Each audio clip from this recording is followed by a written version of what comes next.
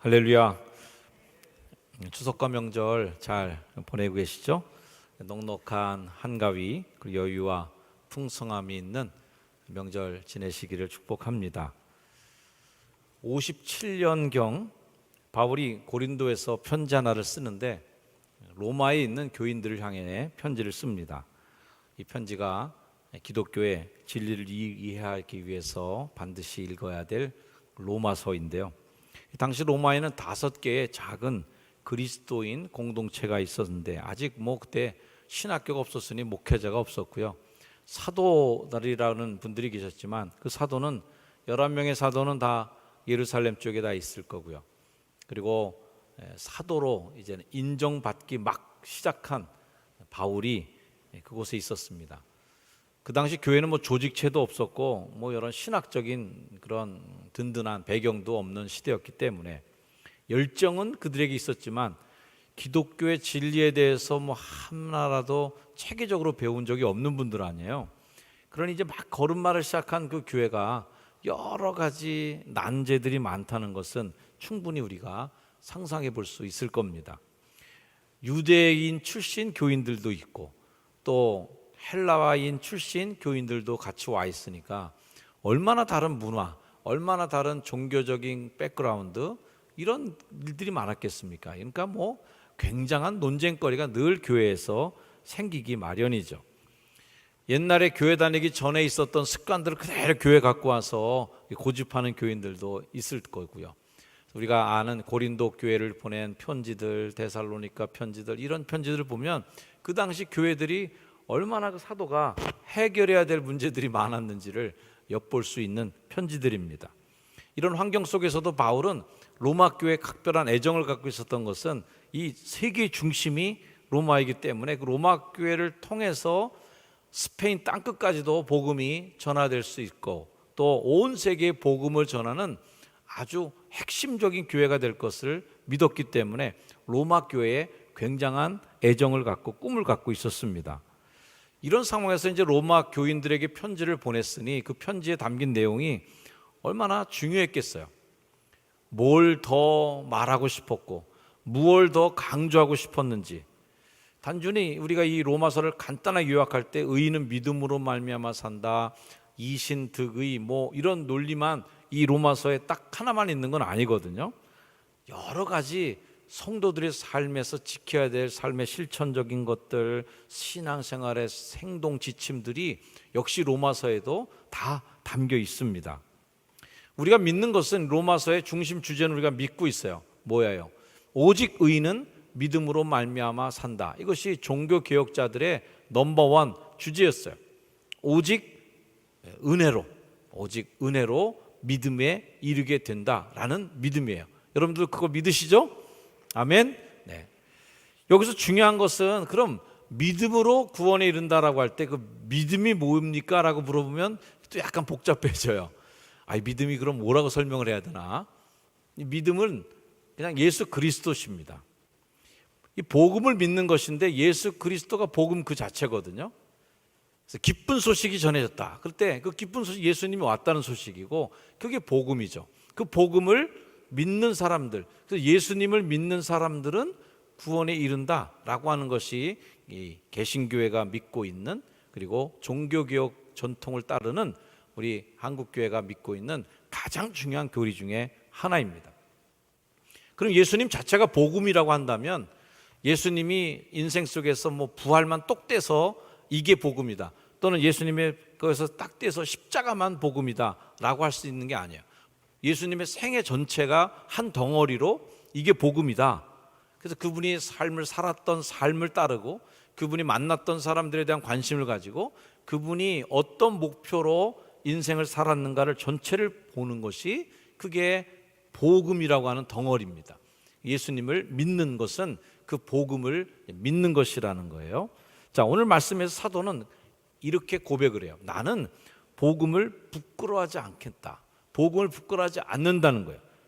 이 말을 뭘로 바꿀 수 있냐면, 자, 복음을 부끄러워하지 않는다는 것은 그 당시에 이 복음이 왜 부끄러웠는가? 예수님이 부끄러운 이름일 수도 있었던 시대였어요. 그래서 이 말을 뭘로 바꿔야 하냐면 내가 예수를 부끄러워하지 않노니 라고 바꿀 수 있는 거죠. 그 당시 예수님은 그 1세기에 살았던 사람들, 특별히 로마인들에게 볼 때는 예수님은 뭐 자기네들 논리로 보면 그냥 사형수죠. 뭐 정치적인 사형수에 불과했고, 유대인들에게는 율법을 어기고 잘못을 저지른 그 죄인 정도였어요. 그래서 예수님은 부끄러워할 만한 대상이었던 거죠. 갈라디아 3장 말씀처럼 기록된 바 나무에 달린 자마다 저주 아래 있는 자라. 예수님이 십자가에 달려 죽은 것을 그 당시에 많은 사람들은 저주받은 사람 이렇게 이제 보고 있으니까 그 이야기를 꺼내는 것이 약간 망설여질 수밖에 없는 부끄러운 이름이었고, 그래서 내가 복음을 부끄러워하지 않는다라고 선언하는 것은 이제는 그 예수 그리스도가 부끄러운 이름이었지만 하나님이 그 이름을 들어 쓰셔서 모든 이름 위에 뛰어난 이름이 되게 하시고 모든 이름이 그 이름 앞에 무릎 꿇게 되는 위대한 이름이 되게 하셨다. 오히려 부끄러움을 역전시켜서 영광의 이름으로 바꾸셨다라고 하는 확신과 그런 자기 소신이 있었던 거예요. 그래서 이제는 그 이름을 부끄러워하지 않는다라고 선언하는 겁니다. 부끄러워하지 않는 이유가 뭐예요? 16절 말씀 다시 한번 같이 읽습니다. 여러분과 시작. 내가 복음을 부끄러워하지 아니하노니 이 복음은 모든 믿는 자에게 구원을 주시는 하나님의 능력이 됨이라. 먼저는 유다인에게요, 그리고 헬라인에게로다. 이 부끄러워하지 않을 그 복음의 중심인 예수님은 구원을 주시는 하나님의 능력이 되기 때문에, 근데 그 능력은 유대인들만 준 게 아니라 너희들 헬라인에게도 주신 거야 라고 하는 것을 확신시키는 대목입니다.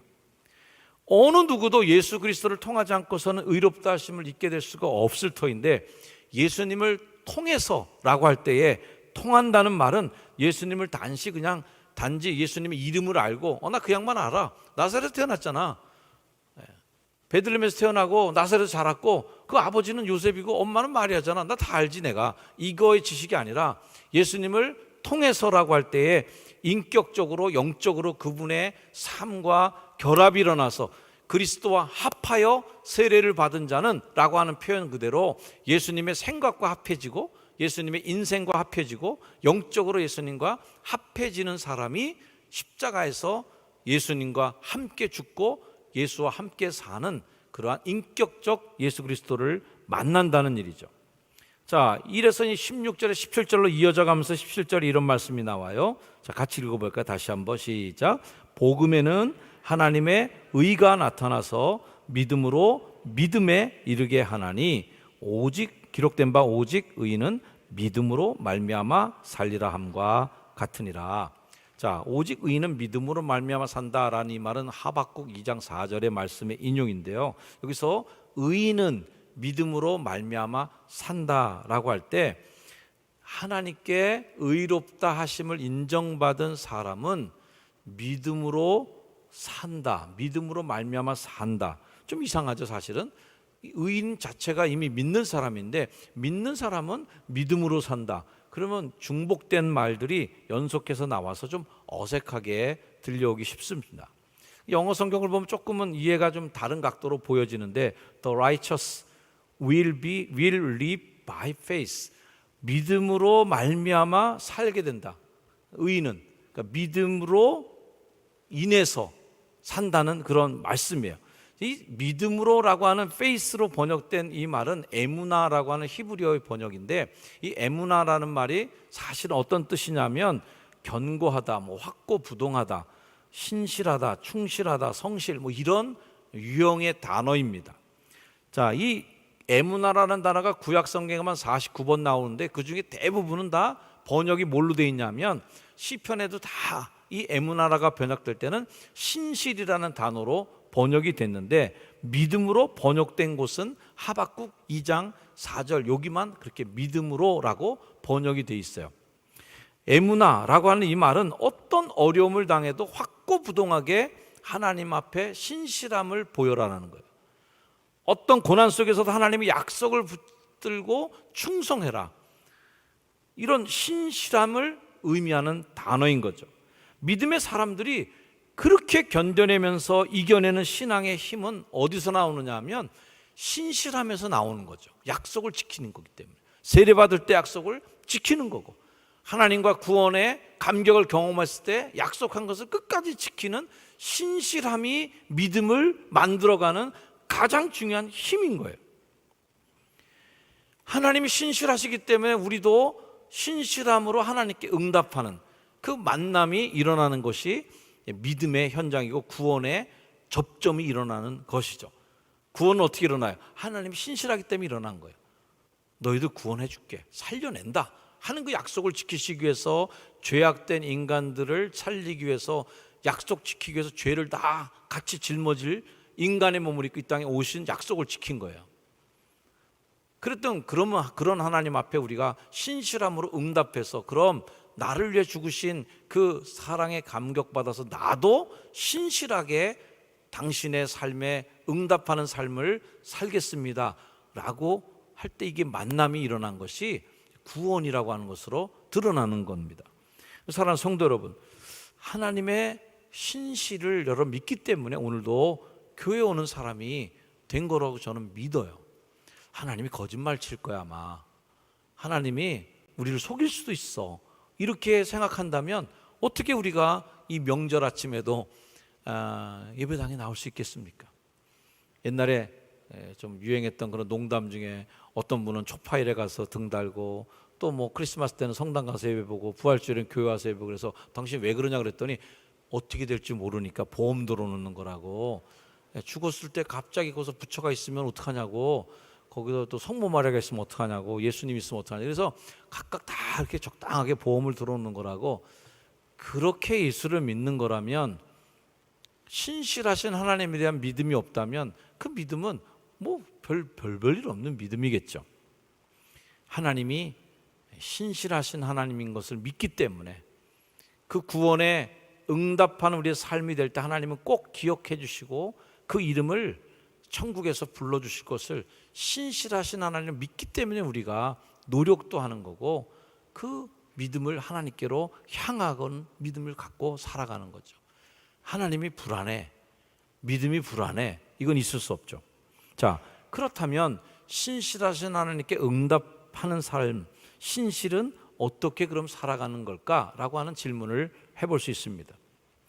하박국의 말씀, 오직 의인은 믿음으로 산다 라고 하는 그 말은, 오직 의인은 본뜻으로 번역하자면 신실함으로 산다, 이런 말일 겁니다.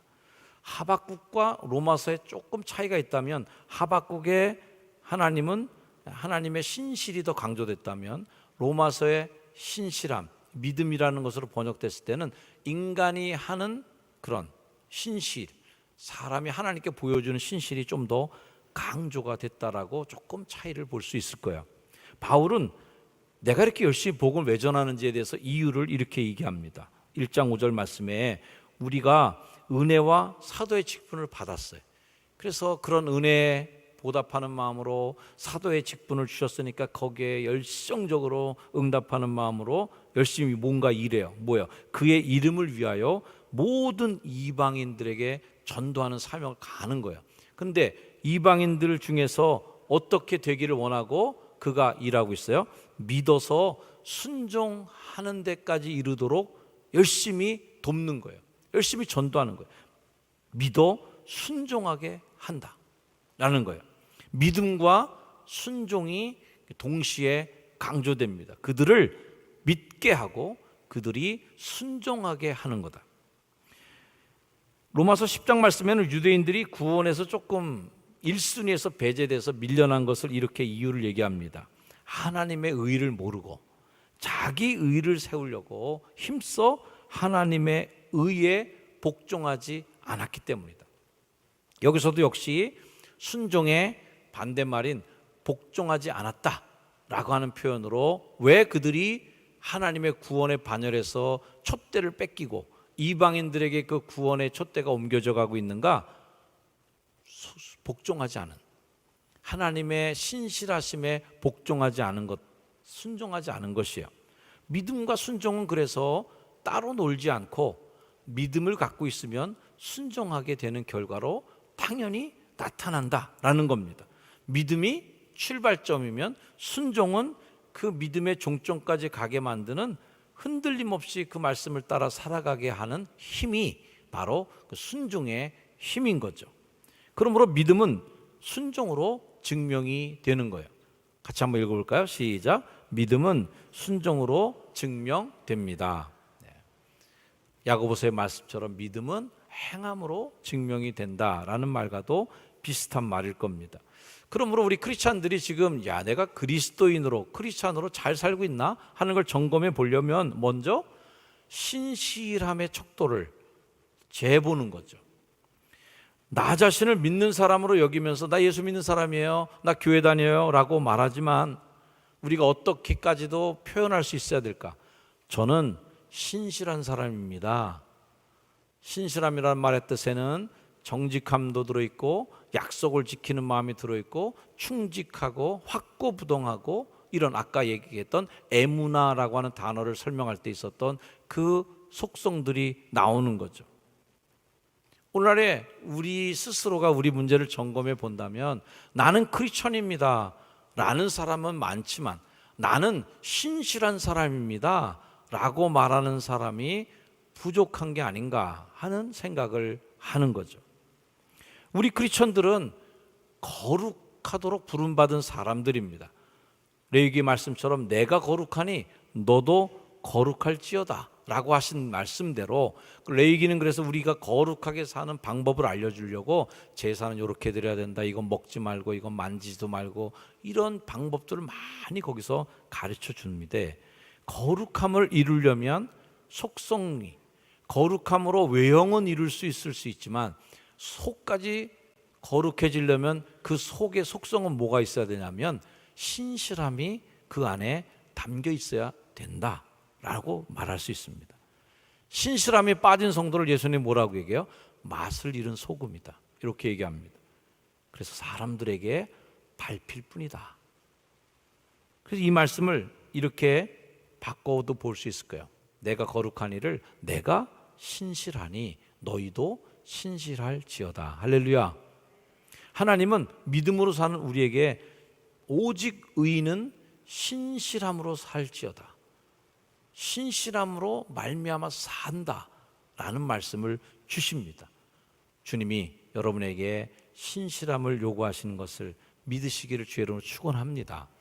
그 로마서에는 로마 교회는 신실한 사람들에 의해서 세워지는데 신실한 이 기독교인들이 그 당시에 그리스 로마의 그 모든 문화들, 많은 신화들, 헬레니즘의 문화가 유대 히브리 문화와 엄청난 정말 반대적인 개념들이 너무 많아요. 그런 문화 속에서 살아가던 크리스천들이 이방신의 홍수 속에서도 신실함으로 로마인들에게 인정을 받습니다. 딴 거가 아니라 신실함으로 인정받으니까 로마를 복음으로 뒤집어 놓을 수 있는 어마어마한 파워가 나왔던 거죠. 그들의 신실한 삶이 로마 시민들의 인정받고 감동시키고 복음은 세상을 정복할 힘을 갖게 된 거죠. 신실함의 힘. 그래서 신실은 그리스도인의 다른 이름이다 라고 정의해 볼 수 있습니다. 같이 한번 읽어볼까요? 시작. 신실은 그리스도인의 다른 이름입니다. 우리가 교회에서 만나는 모든 분들이 여러분들 모두가 신실한 사람이면 좋겠다 생각됩니다. 한번 옆에 분과 함께 격려해 보겠습니다. 우리 신실한 사람이 되어요. 우리 신실한 사람이 됩시다. 네. 성도라고 하는 이름을 가진 이들이 신실한 사람이야 라고 인정받을 때 사도행전에 나오는 부흥의 선순환이 일어납니다. 사람들에게 칭송을 받으니 주께서 구원받는 사람을 날마다 더하게 하신다. 칭찬받고 인정받으니까 부흥했다라는 겁니다. 거꾸로 얘기하면 사람들한테 인정받지 못하고 신실함으로 거짓이라고 사람들한테 그렇게 따돌림 당하게 되면 구원받는 사람의 수가 날마다 줄어들겠죠. 거짓 말하는 크리스천인, 약속을 지키지 않는 크리스천, 돈 문제에 대해서 깨끗하지 않은 크리스천의 힘으로 어떻게 세상을 정복할 수 있겠습니까? 그래서 우리는 이 시대의 크리스천들은 신실하다라는 칭찬을 듣는 사람이어야 한다. 특히 감리교인들은 신실한 그리스도인입니다. 웨슬리 목사님 정직하게 삶에 대해서 규칙벌레라고 하는 메소디스트라고 하는 이 말은 신실한 사람의 많이 가질 수 있는 별명이었죠. 너무 정확하니까, 너무 규칙적이니까, 너무 원리 원칙대로만 살아가니까 사람들에게 놀림받은 별명이 우리 교단의 이름이 되었습니다. 메소디스트라는 거예요. 제가 먼저도 말씀드렸죠. 메소디스트라고 하는 감리교의 이름은 원래 그리스 말의 뜻은 처방 전대로 사는 사람들이라는 뜻이다. 의사가 처방전을 써주면 그대로 지키니까 병이 낫는 거죠. 처방전은 별개고 휙 집어 던지고 먹지 말라는 거 막 먹고 하지 말라는 짓 다 하고 그러면서 병이 날 리가 없겠죠. 그래서 메소디스트는 하나님의 처방전대로 사는 사람들, 이게 우리의 특징입니다. 그게 뭐겠어요? 오늘 말씀처럼 오직 의인은 신실함으로 말미암아 산다라는 말씀이겠죠. 저는 우리나라 이 정치판에도 이런 신실한 정치인들이 많아지기를 우리가 기도해야 될 때라고 생각합니다. 거짓과 술수의 정치가 아닌 국민들 앞에 부끄러움 없는 신실한 정치인들이 많으면 얼마나 좋을까? 신실한 경제인들이 많으면 얼마나 좋을까? 약속을 지키고 그리고 성실하게 자신과 국민들 앞에 또 노와 사가 서로가 약속을 지키는 신실함을 지킨다면 얼마나 더 좋은 세상이 될 수 있을까 생각합니다. 다시 한번 외치면서 이 말씀 마치려고 하는데 우리 모두가 함께 같이 외쳐주시기를 바랍니다. 시작. 나는 신실한 교송중앙교회 성도입니다. 아멘. 할렐루야. 기도하겠습니다. 하나님, 오늘 하나님 앞에 신실한 사람들이 모였습니다.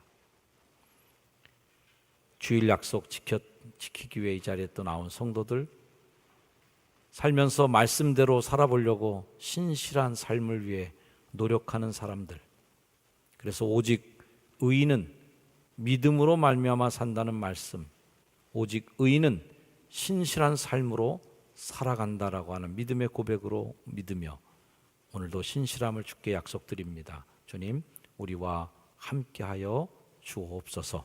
예수님의 이름으로 간절히 기도드립니다. 아멘. 자리에 일어나셔서 우리 함께 결단 찬양하시겠습니다.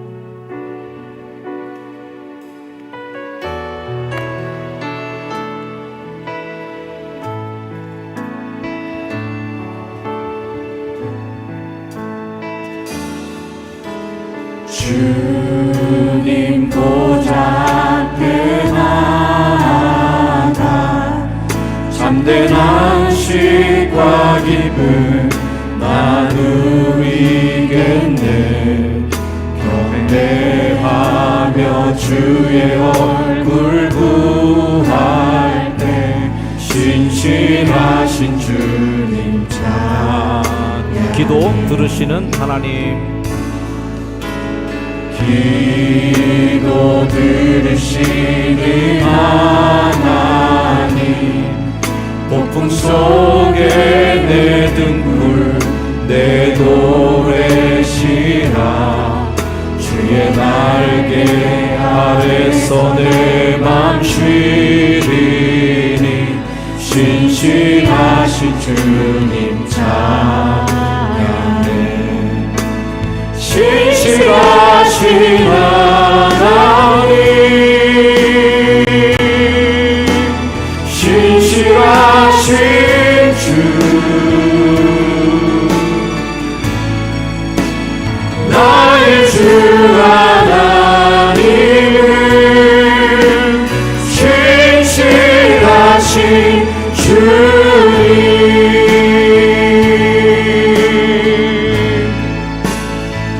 내려주신 하나님,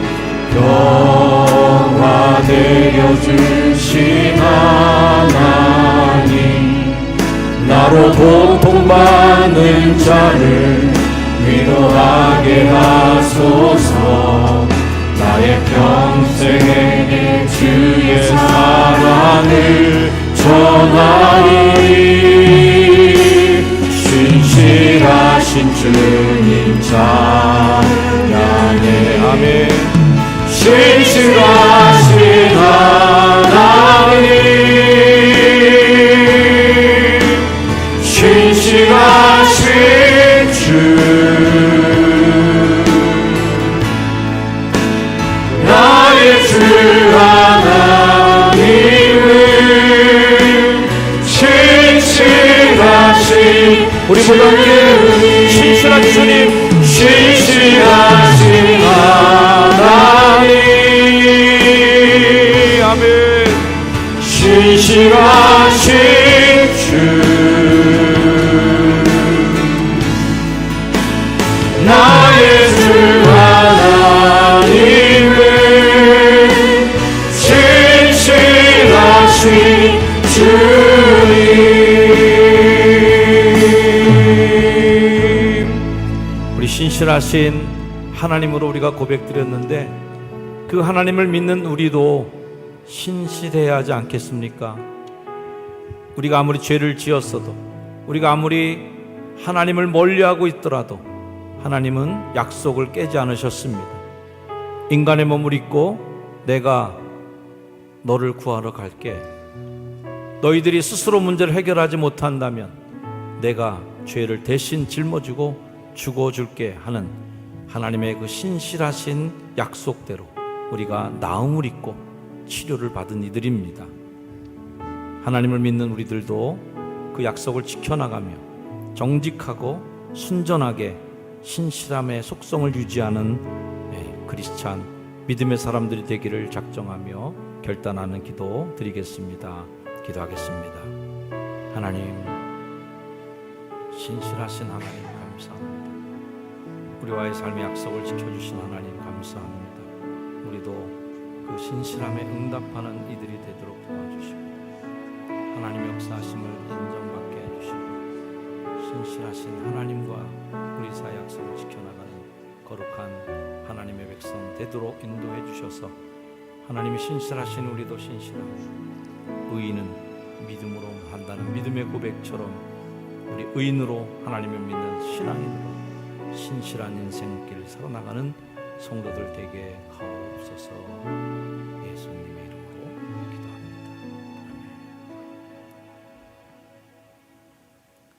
약속을 지키셔주시고 십자가에서 그 약속 지키시기 위하여 물과 피를 땅에 쏟으시며 성실하게 끝까지 인류를 향한 사랑의 은혜의 약속을 지켜주신 우리 구주 예수 그리스도의 그 크신 은혜와 그 약속 지켜주심으로 독생자를 이 땅에 보내시고 인간의 몸을 입고 내려오신 하나님의 그 크신 사랑하심과 지금도 그 약속을 믿는 이들답게 살도록 우리를 촉구하시고 도우셔서 신실한 그리스도인으로 살도록 도우시는 성령님의 놀라우신 은혜의 역사가 이 자리에 함께 예배한 거룩한 주의 백성들 머리 위에 이 자리 영원까지 늘 항상 함께하여 주시기를 간절히 축원하옵나이다. 아멘.